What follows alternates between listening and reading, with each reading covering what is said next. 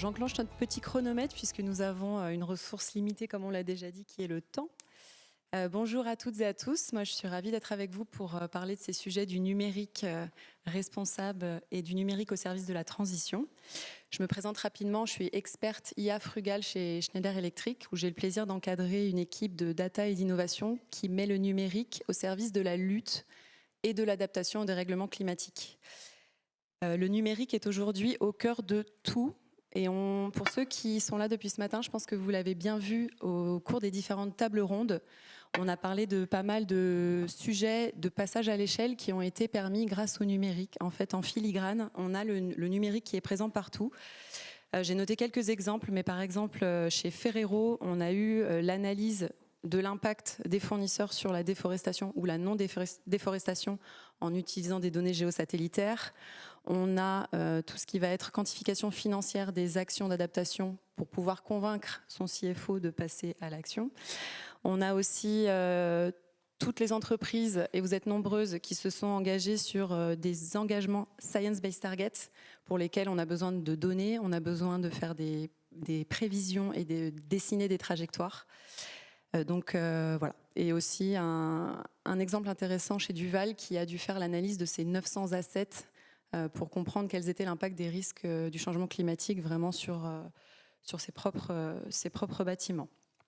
Donc le numérique est partout, il mesure, il pilote, il optimise, il anticipe. C'est devenu en quelque sorte le système nerveux de la transition. Mais en parallèle, une autre réalité s'impose. Ce même numérique consomme, rend dépendant, concentre et peut fragiliser. La question n'est donc plus seulement technologique, elle devient stratégique. Quel numérique voulons-nous? Pour quels usages et à quel coût? Autrement dit, comment faire du numérique un accélérateur de la transition sans créer de nouvelles dépendances ou de nouvelles vulnérabilités? Donc pour éclairer ces questions, j'ai la chance d'avoir à mes côtés 3 acteurs qui sont chacun à leur manière au cœur de ces enjeux du numérique. Donc on a rapidement présenté, mais je vais vous représenter Linda Lescuyer, qui aujourd'hui pilote l'ESG, l'innovation durable chez Data4, qui est une entreprise française leader européenne des data centers de colocation. On a Timothée Massé-Dubois, qui est directeur plaidoyer durabilité et affaires institutionnelles chez Schneider Electric. Et Claude-Henri Pignon, qui est chargé des engagements clients environnement chez Dassault Systèmes. Donc 3 regards complémentaires entre infrastructure, pilotage énergétique et modélisation des systèmes complexes. Donc pour démarrer, je vous propose qu'on regarde ensemble comment, très concrètement, et le mot concrètement est important, parce qu'aujourd'hui, le sujet c'est bien comment est-ce qu'on passe à l'échelle. Donc voilà, je veux des usages, pas d'époque, des usages à l'échelle, où le numérique s'inscrit au cœur des trajectoires bas carbone, à travers vos réalités opérationnelles très différentes. Pour ouvrir le bal des questions, donc je vais interroger Claude-Henri Pignon sur cette question. Dans vos logiciels de modélisation et de simulation, comment le numérique permet de réduire l'impact environnemental chez vos clients? Et comment évitez-vous de basculer dans une complexité qui n'apporterait pas de gains proportionnels? Merci pour la question. Alors, ce qu'il faut comprendre, c'est que si vous regardez autour de vous, nous sommes au cœur du design, de la simulation, de la production de tous les objets qui nous entourent. Vous regardez les verres que nous avons devant nous, les lunettes, les bâtiments, etc., les semi-conducteurs, les emballages. On est au cœur du design et donc nos solutions servent à designer, simuler et produire en fait le monde qui nous entoure. En fait, c'est de cette manière-là qu'on voit notre impact. On a un impact en termes de footprint, notre propre empreinte, qui concerne effectivement nos employés, les déplacements de nos employés, nos bâtiments, etc., nos serveurs. Et il y a aussi un autre impact qu'on a qualifié de handprint, qui est donc l'impact qu'a nos solutions sur le monde. Comment on aide nos clients à définir et à designer un monde meilleur, entre guillemets. Donc c'est au sein de l'équipe dont je fais partie, l'équipe environnement, c'est notre mission. On vient chercher les cas d'usage en fait, de nos solutions pour nos clients. Donc, on va pouvoir parler en fait d'éco-design, de science et de découverte des matériaux. On va pouvoir parler effectivement de manufacturing, de jumeaux numériques, le jumeau numérique du produit, des organisations, des territoires potentiellement. Et donc, on va venir mesurer concrètement cet impact. On va parler de réduction de poids, d'introduction de matières recyclées, de définition de nouveaux emballages avec de la matière recyclée, mais qui permet également de répondre aux requirements, aux spécifications, pardon pour le franglais, spécifications structurelles produits. Donc dans un pot de yaourt, tout simplement, la compression verticale, pour exemple. Et on traduit ça en matière évitée, entre guillemets, donc on met moins de plastique, matière recyclée, en CO2 évité. Voilà. Donc c'était, je pense, Pierre-Emmanuel qui en parlait un peu plus tôt ce matin de Manutan, qui disait Better by Design ou Sustainable by Design. C'est effectivement au cœur de l'ADN de notre philosophie, parce qu'on travaille sur des objets qui ont une durée de vie qui va de 3 à 50 ans, suivant ce qu'on fait. Et donc voilà. Pour reprendre un peu quelques exemples, nous on voit la sustainability de manière complètement intégrée à nos solutions. Donc ce qu'on essaie de prêcher, c'est que c'est un KPI comme un autre, même si en réalité c'est pas tout à fait un KPI comme un autre en réalité, mais c'est de cette manière-là qu'on veut l'intégrer comme un KPI business, qui en fait, quand on parle de réduction de poids, c'est une réduction de coût. On utilise moins de plastique. Et si on met plus de recyclé, c'est de la résilience. On en parlait également ce matin. On sécurise en fait un approvisionnement. Donc c'est de cette manière-là qu'on le voit. Du coup, en fait, de notre point de vue, l'utilisation à des fins de design environnemental n'engendre pas d'impact supplémentaire. Nos clients, quand ils designent un packaging, nouvelle matière, nouvelle formulation, utilisent déjà notre solution et nous venons apporter quelque chose en plus dans ce design. Là où on peut se poser la question, par exemple, et je pense qu'on pourrait répondre après, c'est quand on parle de pilotage d'outils de production, on va aller mettre des capteurs pour aller mesurer en fait la consommation machine. Et on pourrait se poser la question, effectivement, là, on ajoute des capteurs qu'il a fallu fabriquer, on va rajouter une surcouche IT, de l'information, souvent à haute fréquence, enfin ça dépend de la fréquence, on va créer de la donnée. Et donc là, on peut se poser la question, ok, je vais aller économiser tant de kilowattheures, mais pour ça, il aura fallu que j'installe des capteurs, que je récupère de l'info, que je la traite, etc., etc. Et donc au final, il y a effectivement un gain à déterminer quand on vient ajouter une solution logicielle. Très bien, merci beaucoup pour cet exemple. Donc c'est comment est-ce qu'avec le numérique on peut faire de l'éco-conception et donc minimiser les matériaux utilisés pour la fabrication d'objets. C'est un exemple très concret et qui se fait à l'échelle puisque c'est à l'échelle d'une production. Maintenant je vais me tourner vers vous, Timothée.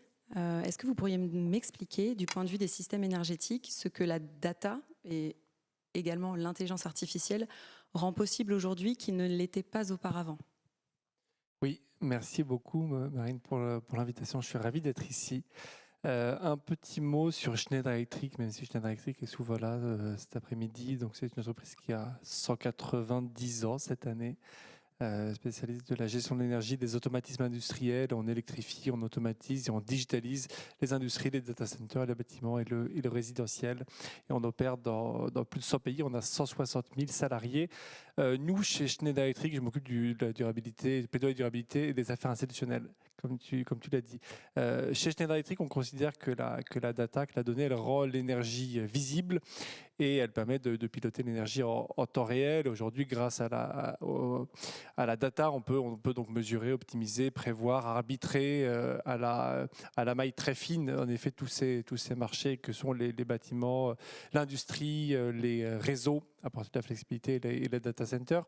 Premièrement, donc sur le bâtiment, on s'était dit qu'on ne parlait pas de clim cet après-midi, mais on en parle quand même. En effet, il ne sert à rien de climatiser une pièce qui est vide, par exemple dans des bureaux, ou de chauffer une pièce vide. Donc la data, le pilotage par l'IA notamment et par les données permet de ne pas climatiser une pièce vide. Sur l'industrie, sur les usines, tu l'as mentionné, les digital twins, la maintenance prédictive, etc. Donc ça permet vraiment de prédire les besoins et donc in fine de prolonger la durée de vie des produits et des machines. Et aussi de prendre des décisions, évidemment.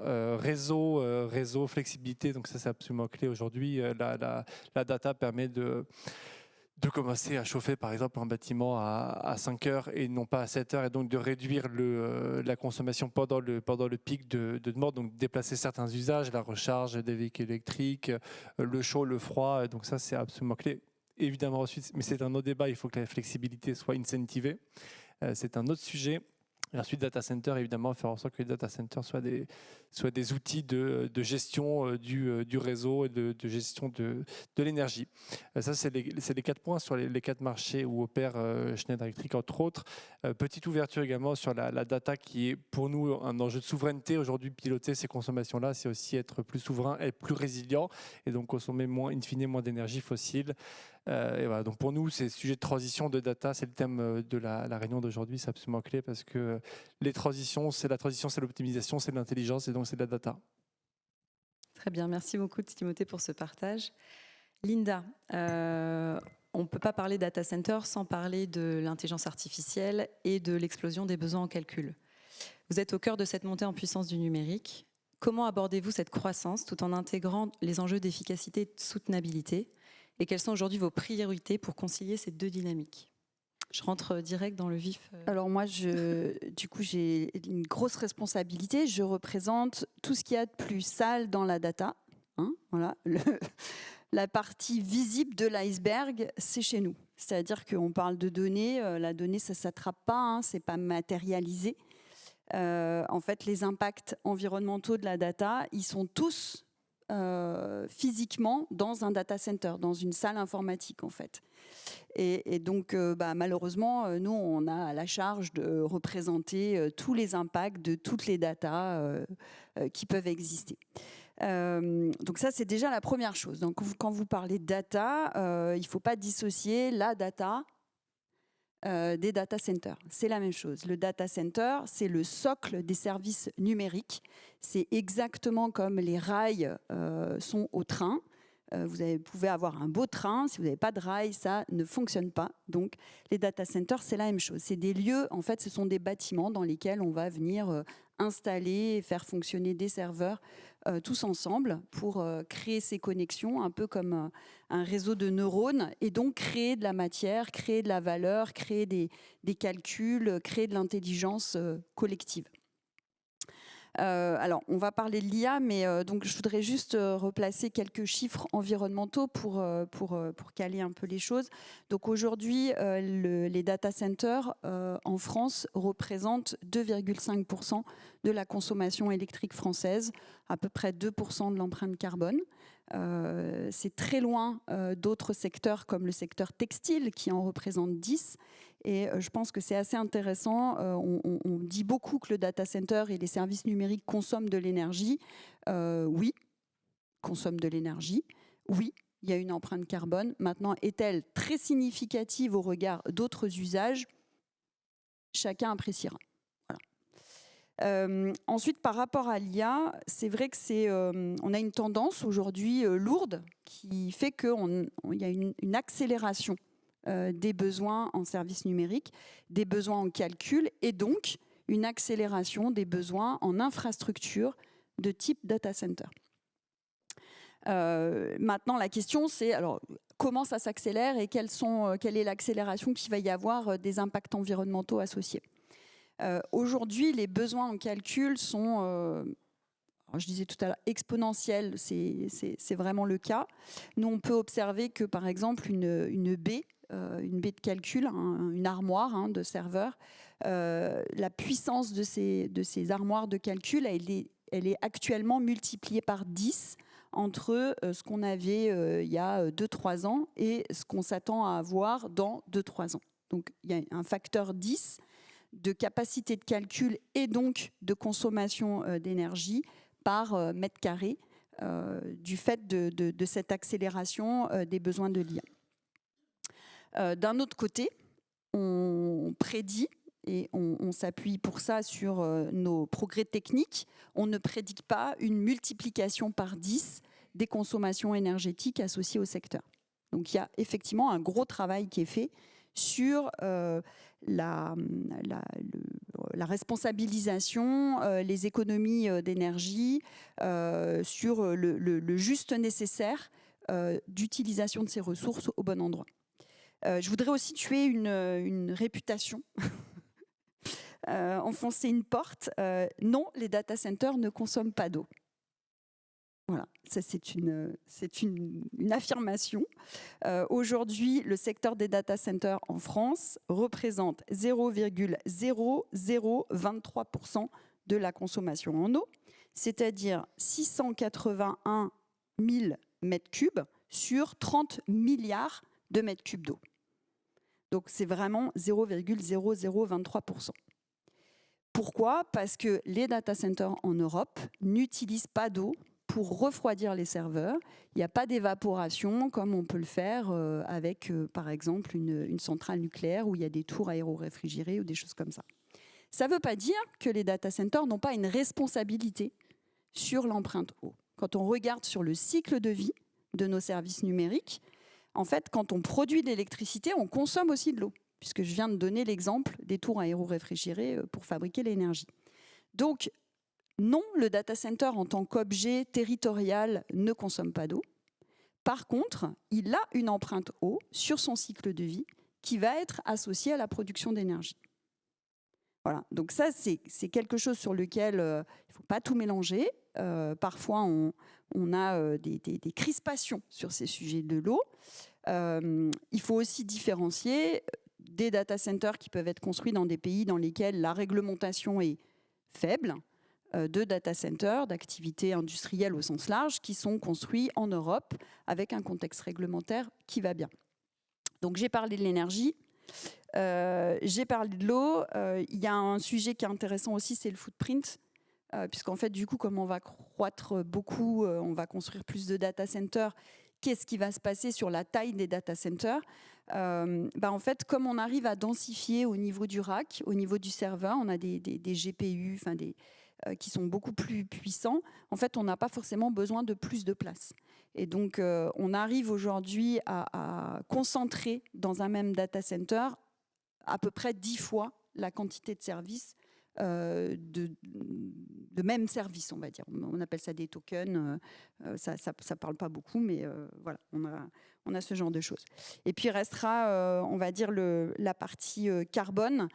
Sur la partie carbone, il faut aussi rappeler une chose, c'est que comme beaucoup d'entreprises, dans le data center, on a une grosse empreinte carbone dans le scope 3. Donc il y a peu d'impact en opération, mais il y a beaucoup d'impact quand on va regarder notre scope 3, donc toute notre chaîne de valeur.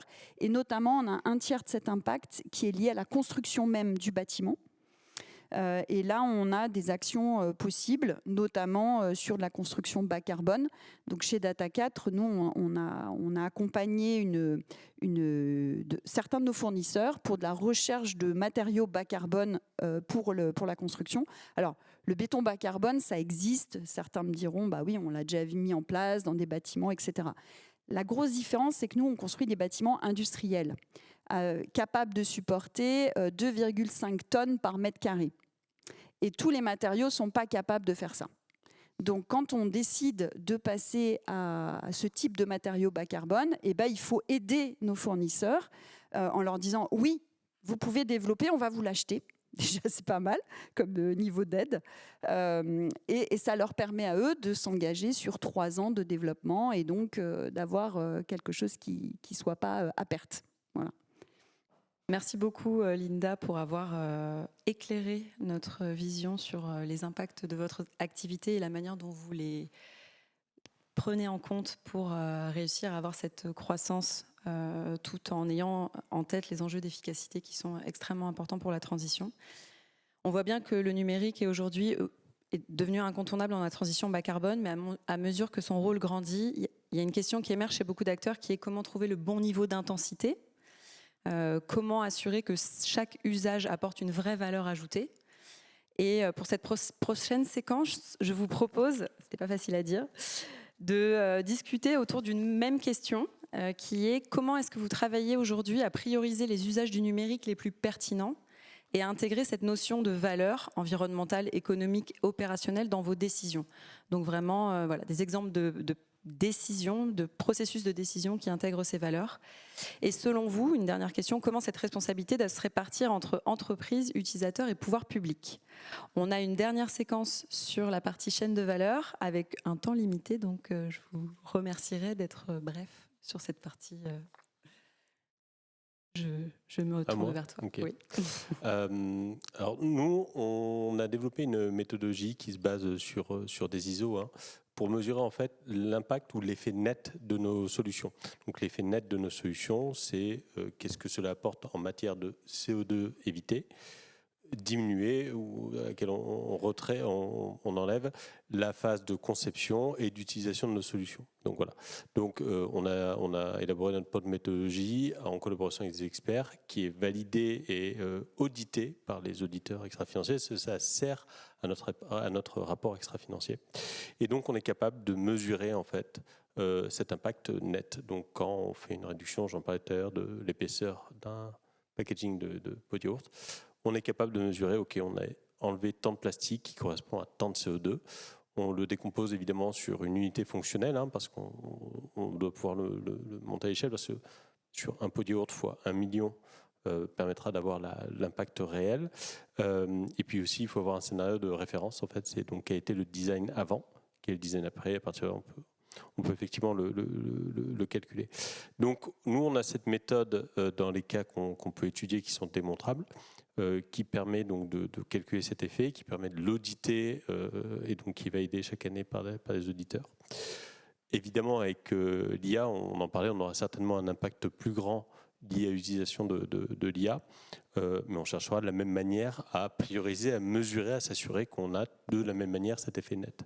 Sur la notion de priorisation, en fait, c'est quelque chose dont on parle de temps en temps, et pour prendre un pas de recul, on va dire, c'est comme l'usage de l'électricité ou l'usage de l'eau, c'est comment on définit quel est le besoin prioritaire en réalité. Donc un hôpital, une maison de retraite, sites de défense sont des sites critiques et donc naturellement doivent recevoir une alimentation en électricité, en eau, etc. Dans le domaine des particuliers, quand on descend à une maille plus fine, comment on le distingue? Et ça, c'est quand même assez compliqué de savoir comment on restreint l'approvisionnement électrique. On nous dit, notamment lors des épisodes de stress hydrique, ne lavez pas votre voiture, n'arrosez pas vos jardins, etc., etc. Là, on parle de l'eau, mais quand on parle d'électricité, on a dit qu'on ne parlait pas de clim, mais je vais en reparler du coup. Entre une personne âgée qui a une clim chez elle et qui en a besoin par rapport à quelqu'un qui n'est pas sensible ou à risque, entre guillemets, et qui va la régler à 18 degrés, on ne peut pas réellement prioriser en fait dans ce cas-là. Donc c'est un peu compliqué. On peut l'avoir également sur l'IA, c'est ce dont on parlait, sur les data centers ou l'usage de l'IA. Actuellement, entre quelqu'un dans nos solutions qui va faire un design, qui va faire utiliser nos solutions à une certaine puissance de calcul pour faire de l'éco-design versus quelqu'un qui va l'utiliser pour faire un gadget entre guillemets dans l'automobile ou des sièges en Alcantara bleu, je ne sais pas. On ne peut pas, nous, réellement distinguer cet usage-là, hein, où on en parlait un peu plus tôt, mais dans l'IA, entre l'utilisation de l'IA pour faire de la recherche médicale, pour développer des vaccins ou pour faire des photos de chats, actuellement, je ne suis pas sûr qu'on puisse se distinguer. Donc effectivement, c'est compliqué et peut-être qu'il y a un rôle du régulateur à un moment ou des entreprises pour distinguer ces cas-là. Ça, c'est un réel enjeu. On en a discuté individuellement, puis ensuite en groupe pour la préparation de cette table ronde. La notion d'arbitrage qu'on n'a pas forcément abordée dans les autres tables rondes, puisqu'on parlait d'alliance, mais là, on parle vraiment d'arbitrage des usages. C'est pas simple dans le numérique parce que ceux qui font les usages ne sont pas forcément ceux qui sont en charge des infrastructures, qui, elles, sont les directrices et maîtrises. Comment vous voyez la chose, vous, Linda, sur cette question-là?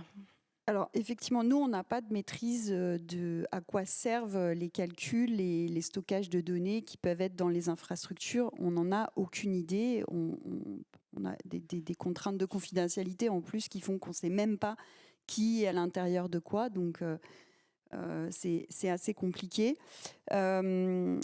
Moi, anecdotiquement, je me suis amusée à regarder l'empreinte de ChatGPT, d'une requête ChatGPT. Donc, une requête ChatGPT de jusqu'à 50 questions. Vous savez, le truc là où pendant 50 fois on fait l'itération. Et je suis partie de données environnementales qui avaient été récupérées par Vaquita, qui est donc pas un média qui normalement est, on va dire, au moins neutre, si pas à charge normalement. Et donc, j'ai pris ces données environnementales qui étaient nommées et je me suis rendu compte que, par exemple, on disait qu'il y avait beaucoup de consommation d'eau. Une requête de type ChatGPT, c'est environ... il faut 6 grandes requêtes de 50 questions pour faire une chasse d'eau pipi. Donc, si vous faites 6 requêtes dans la journée avec ChatGPT, ça revient à avoir tiré la chasse d'eau une fois pour être allé faire pipi. Donc, il y a des chiffres comme ça qui sont assez intéressants parce qu'on dit on consomme beaucoup d'eau, mais après, encore une fois, c'est une question d'arbitrage. Moi, par exemple, je suis contente de faire mes 50 requêtes professionnelles dans la journée. Et peut-être qu'effectivement, je peux faire un peu attention à la façon dont je dépense l'eau dans les toilettes. En plus, c'est de l'eau potable, ce qui ne fait pas vraiment de sens. Voilà. Donc ça, c'était une petite anecdote, mais je trouve que c'est intéressant de mettre en relatif parce qu'on attaque beaucoup ces usages du numérique, mais pouvoir les comparer avec d'autres gaspillages qu'on peut faire, c'est plutôt intéressant. Nous, de notre côté, je voudrais quand même parler d'un sujet qui est important, c'est les data centers en Europe. Et les data centers en Europe, ils consomment de la ressource en Europe. Alors, tout à l'heure, on parlait des énergies renouvelables en disant on ne les veut pas chez soi, ça fait du bruit, ça consomme de la terre, etc. Il y a exactement le même pushback pour les data centers, en fait. On dit oui, il en faut, mais pas ici, ailleurs. Voilà. Et le sujet, c'est quand même de se poser la question, mais ok, ailleurs, mais en fait, aujourd'hui, il faut être conscient que 80% des données des Français, elles sont stockées aux États-Unis. C'est 92% des données occidentales qui sont stockées aux États-Unis. Voilà. Dans les 10 leaders des data centers en Europe, il y a 8 Américains, 1 Japonais et Data 4. Donc, toutes ces données, qui sont nos données de santé, nos données économiques, nos données, tout ça, nos photos de petits chats aussi, elles sont toutes aux États-Unis. Donc les photos de petits chats, c'est peut-être pas trop grave, mais la façon dont on réfléchit, nos logiciels d'entreprise, nos logiciels pour gérer nos systèmes énergétiques, tout ça, c'est pas stocké en Europe. Et l'Europe, la France en particulier, a d'énormes qualités pour pouvoir recevoir, accueillir ces data centers. On est producteur excédentaire d'énergie. Au-delà de ça, on a des expertises en énergie qui sont très fortes. Et donc, on a un capital qui nous permet peut-être cette souveraineté, cette autonomie, si on accepte de regarder les choses avec un prisme neutre. Je ne dirais pas plus que ça. Voilà, juste mettre des chiffres en relatif avec d'autres activités. Je le redis, 2,5% de l'énergie pour le numérique contre 10% pour le textile. Timothée, est-ce que vous auriez envie de réagir à ce qui a été dit ? Oui, tout à fait. Alors déjà, je m'inscris un petit peu en faux par rapport à ce que vous venez de dire sur... je trouve que estimer que la consommation des data centers, c'est que 2%, le textile, c'est 10%, c'est un peu un raisonnement qui me rappelle la France, c'est 1% des émissions de CO2 dans le monde.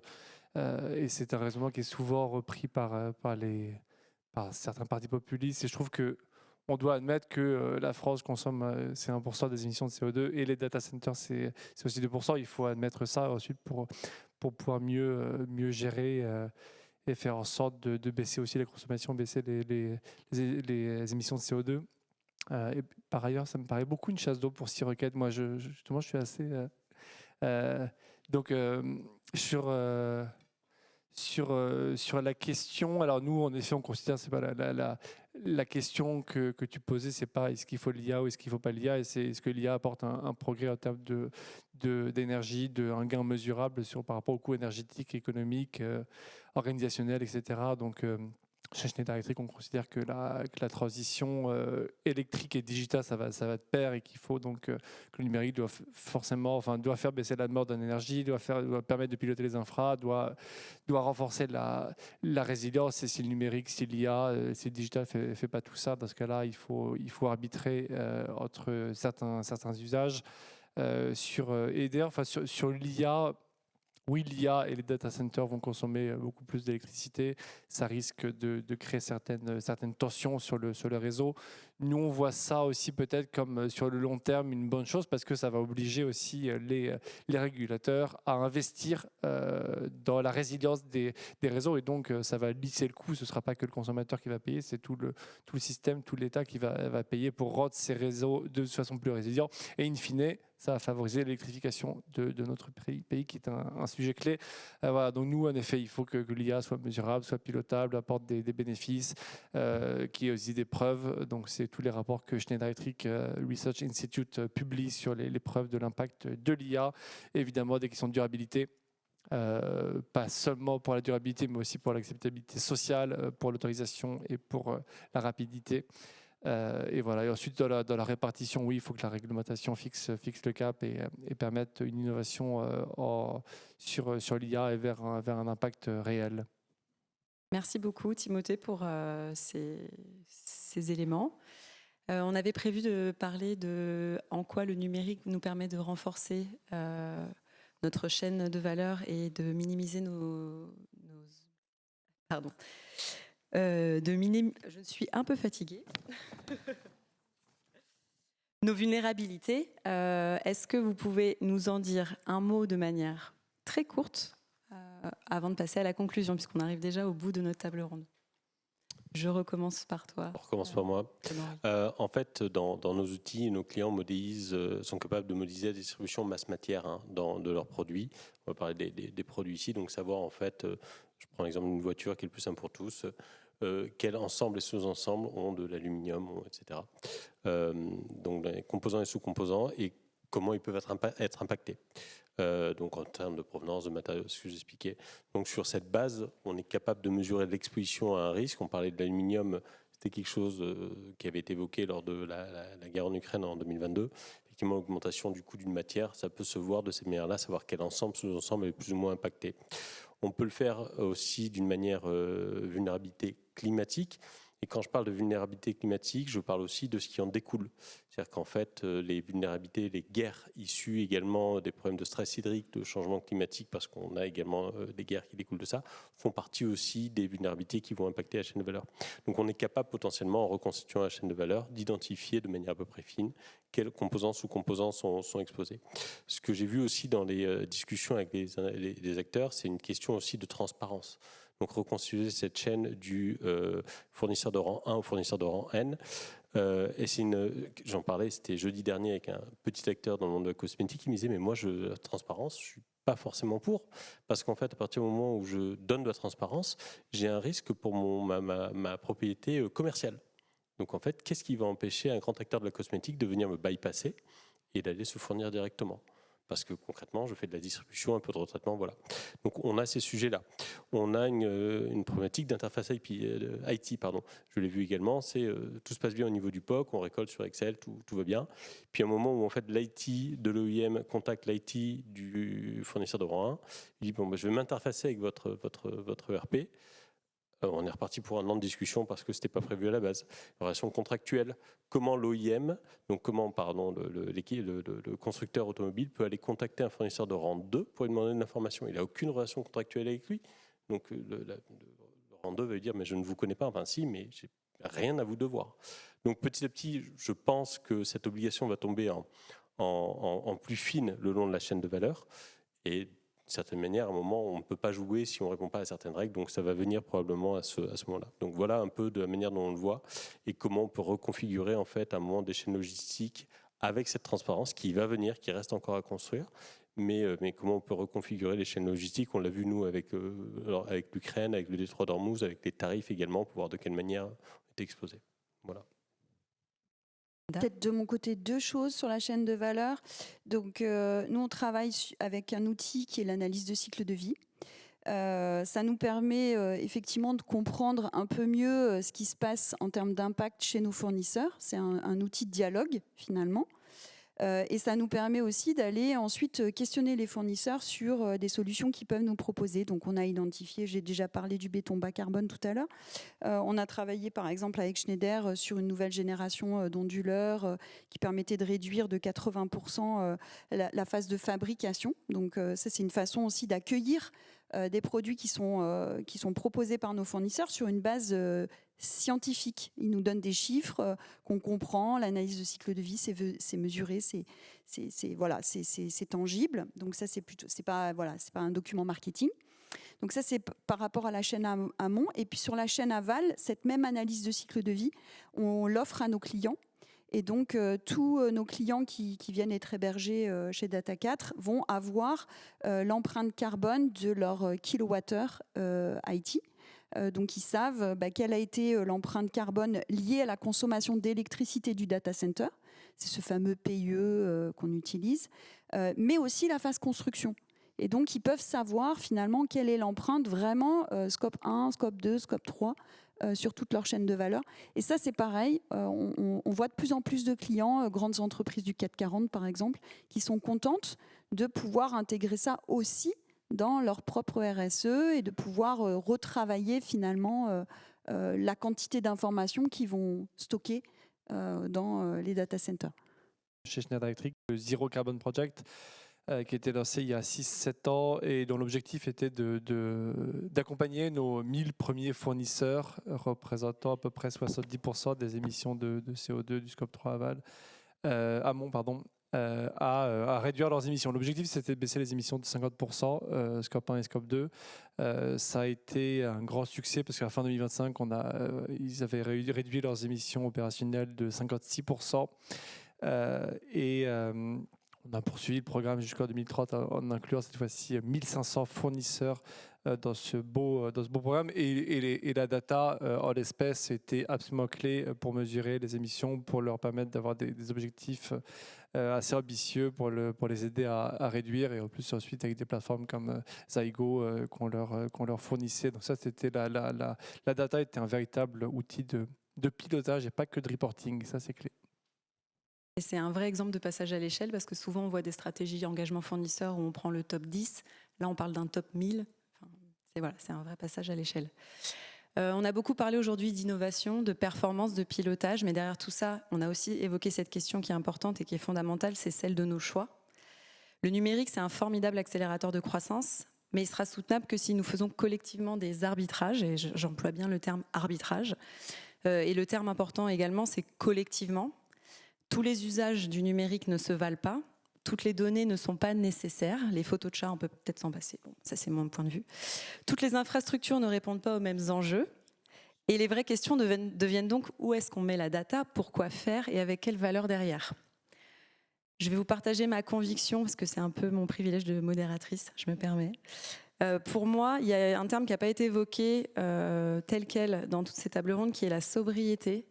Et j'aimerais en parler rapidement, de dire que la sobriété, c'est pas un frein à l'innovation, c'est pas un gros mot, on a le droit de l'employer. Et pour moi, c'est vraiment une discipline de choix qui permet de concentrer les efforts là où ils ont le plus d'impact. Donc la sobriété, dans une stratégie de transition, ça devrait être notre premier réflexe. Et je ne parle pas seulement de sobriété numérique. Voilà. Je vous remercie beaucoup de nous avoir écoutés. Je ne suis pas sûre que nous ayons le temps de questions. Merci Marine, vous avez été parfait. Débat très bien mené. Un grand merci aux trois intervenants. Je vous propose de les applaudir et de prendre assez rapidement une ou deux questions, si vous avez des questions brûlantes sur le sujet du numérique. Et nous avons une question avant de passer à la dernière table ronde. Bonjour, Lola Ménigo du groupe Legrand. Donc, je connais bien les data centers, Legrand, distribution d'électricité notamment. C'est plutôt une question pour Linda. Pour moi, le data center est un bel exemple de comment l'adaptation et l'atténuation devraient travailler ensemble finalement, notamment sur le fait que, on le sait maintenant, le data center produit beaucoup de chaleur, on a besoin de beaucoup le refroidir, on a besoin d'utiliser beaucoup d'électricité pour le refroidir, d'utiliser de l'eau, même si elle est ensuite rejetée et donc non évaporée, non consommée. Est-ce que vous prenez en compte dans la construction des data centers maintenant le sujet de la chaleur et comment on peut choisir des produits qui vont finalement peut-être un peu mieux tenir la chaleur qui monte et moins besoin de refroidissement, par exemple. Donc, comment vous prenez en compte ce sujet? Est-ce que ça joue sur l'atténuation pour vous? Oui, alors oui. Alors je vais répondre à trois choses. On n'a pas d'eau du tout. Voilà, il n'y a pas d'eau dans les data centers qui sont refroidis avec des groupes frigorifiques froids. Il n'y a pas d'eau. Oui, on est obligé de prendre en compte les questions d'adaptation au changement climatique parce que on doit maintenir des températures. On doit climatiser les serveurs en fait. Donc les serveurs, ils doivent être climatisés au maximum autour des 30 degrés. Donc il faut qu'on ait une température ambiante de 30 degrés. Et donc on doit aspirer la chaleur que eux dégagent pour la sortir. Et donc c'est vrai que déjà on doit adapter la production, enfin le refroidissement de ces serveurs, puisque plus il y a de la chaleur qui arrive de l'extérieur et plus c'est compliqué. Donc ça veut dire qu'on demande aujourd'hui à nos fournisseurs d'innover et d'être capables de nous proposer des technologies de groupe froid qui vont tenir jusqu'à des températures extérieures de 50 voire 55 degrés. Ça, c'est les températures en toiture, c'est ça. Donc il faut que les équipements tiennent ces choses-là. C'est un vrai challenge. Aujourd'hui, nos fournisseurs principaux que vous représentez ne savent pas faire. C'est un vrai challenge. La deuxième chose, c'est effectivement, on a cette chaleur qu'on libère, qui est liée au fonctionnement des ordinateurs, des serveurs. Donc 100% de l'électricité qui rentre dans le serveur, elle est transformée en chaleur. 100%. Donc à chaque fois que vous consommez 1 kWh électrique, vous libérez 1 kW thermique, 1 kWh thermique. Et donc aujourd'hui, cette chaleur-là, elle est gaspillée. On n'en fait pas grand-chose.